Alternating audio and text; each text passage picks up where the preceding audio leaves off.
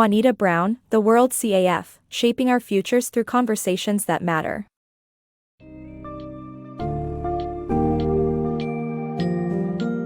In The World Cafe, Shaping Our Futures Through Conversations That Matter, Juanita Brown explores traditional societies and the practical insights they provide in various aspects of daily life. From resolving disputes to raising children and maintaining good health, these societies offer valuable lessons for the modern world. The essence of the book is the significance of communication and dialogue in resolving issues and shaping a harmonious future. This summary delves into the intricacies of traditional societies, their respective ways of life, and the valuable knowledge they hold for contemporary living. Prepare to gain a greater appreciation of the past and how it can help shape a better future.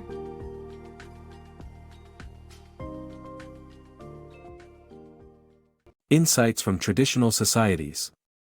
The book discusses the benefits of studying traditional societies, which offer insights into resolving disputes, raising children, and maintaining good health. Contrasting with modern societies, traditional societies are composed of tribes or bands that reflect the time-tested knowledge of their ancestors. These societies have proven successful in keeping rival parties apart, despite lacking the judicial system of modern states. Although the advent of modern society has brought about benefits in medical care, lifestyles, and security, traditional societies provide valuable examples of how to construct human society. The book emphasizes that certain features of a society are adaptive, enabling it to function more effectively under specific conditions. Through the study of traditional societies in lightly developed places, we gain knowledge of humanity's progress until a few thousand years ago. Therefore, it is crucial to learn from these societies to understand and improve upon our modern way of life. Traditional child-rearing practices versus modern ones.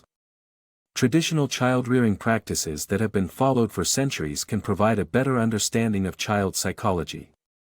While some of the methods may not be relevant today, others may be superior to modern practices. Modern societies follow more intermittent breastfeeding patterns, while traditional societies allow infants to nurse non-stop. Studies have shown that traditional societies respond significantly more to crying infants, leading to less total crying time. Teenagers in traditional societies seem better prepared for parenthood due to their greater composure, self-reliance, and responsibility. The article emphasizes the need to pay more attention to the child-rearing practices of traditional societies while acknowledging that infanticide is abhorrent to modern ethos. Homemade justice in traditional societies. In traditional societies, disputes are often resolved through homemade justice, which emphasizes personal reconciliation over courtroom proceedings. In Papua New Guinea, for example, after a boy named Billy was accidentally killed by a driver named Malo, the two families gathered together to share a meal and express their grief.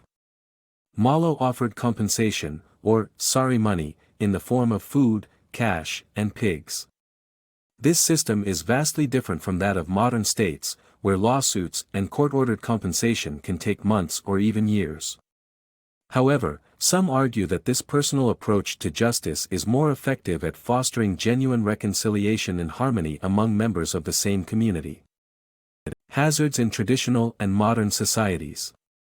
Traditional societies exercise constructive paranoia, assessing risks with greater accuracy and habitually avoiding hazardous situations. In contrast, modern societies tend to have less appreciation of their greatest risks, increasing their exposure to daily hazards.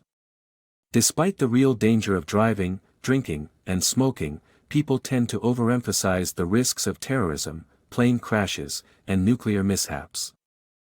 Science versus religion. Scientific evidence has replaced religious explanations of causes and effects, but religious beliefs continue to thrive as they provide life with greater meaning.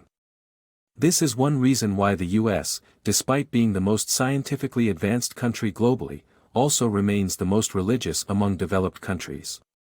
Moral codes become stricter with increasing population and societal complexity, evident in farming and herding communities recognizing different rights for men, women, and age groups.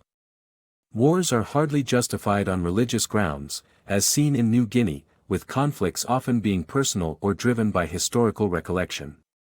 Organized religion originated from the need to coexist with strangers, a process facilitated by expanding tribal chiefdoms, which led to the establishment of codes of tolerance towards one another.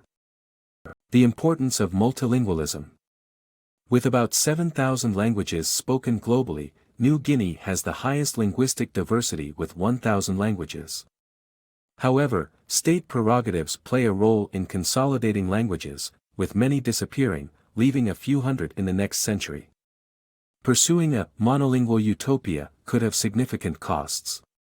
While some argue that fewer languages can reduce misunderstandings and conflicts, research suggests that multilingualism imparts numerous benefits, including better adaptability and cognitive function into old age.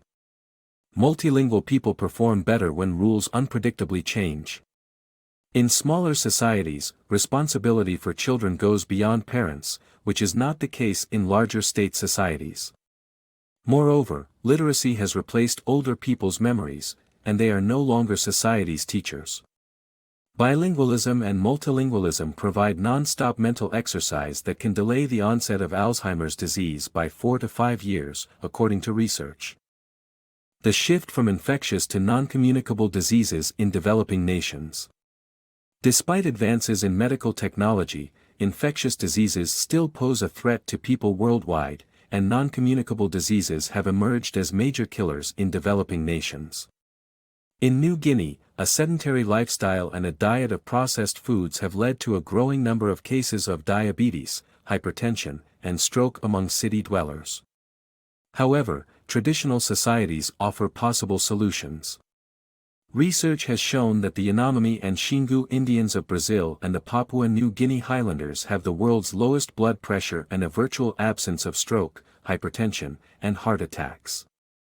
Their lifestyles could hold the key to combating the growing epidemic of non-communicable diseases in developing nations. Americans underestimate the risks of alcohol, cars, and smoking, while traditional societies offer a different perspective on healthcare, which we should consider. Lessons from traditional societies. Traditional societies teach modern societies the importance of respecting old people and recognizing their value for practical reasons. In these communities, the elderly are active and serve as sources of knowledge for younger generations while helping with tasks such as childcare.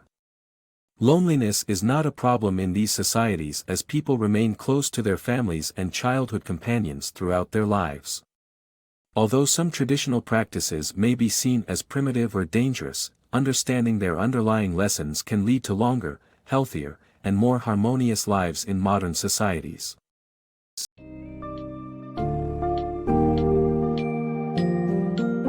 In conclusion, the book's core message highlights the deep wisdom and timeless practices that traditional societies have to offer. From their ways of raising self-reliant children to employing effective homemade justice systems and their traditional approaches to maintaining good health, these societies possess a treasure trove of knowledge that can be beneficial in our modern world. By observing and learning from traditional societies, we can perhaps find innovative methods for resolving the challenges that beset us today, paving the way for healthier, more harmonious lives. The World Café, Shaping Our Futures Through Conversations That Matter, sheds light on the innumerable lessons and guidance that can be extracted from our extensive history, reflecting on the age-old adage that sometimes, the answers we seek can be found where it all began.